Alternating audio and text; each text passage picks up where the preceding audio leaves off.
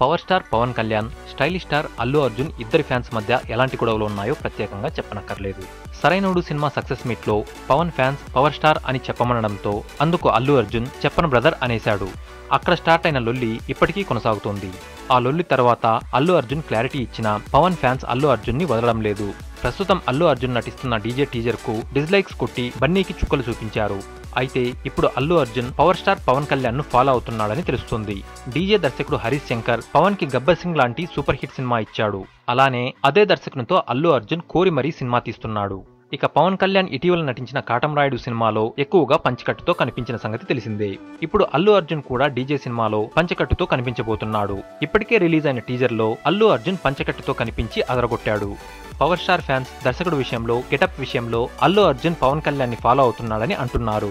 ఏది ఏమైనా అల్లు అర్జున్ అనుకోకుండా ఇవి ఫాలో అయ్యాడో లేదో తెలియదు కానీ పవన్ కళ్యాణ్ ఫ్యాన్స్ మాత్రం అలానే అంటున్నారు. ఏది ఏమైనా Gabbar Singh cinema super hit, Katamarayudu cinema పర్వాలేదు అనిపించుకున్నాయి. మరి ఈ రెండు సెంటిమెంట్లను ఫాలో అవుతున్న అల్లు అర్జున్ కి డీజే ఎలాంటి హిట్ ఇస్తుందో చూడాలి.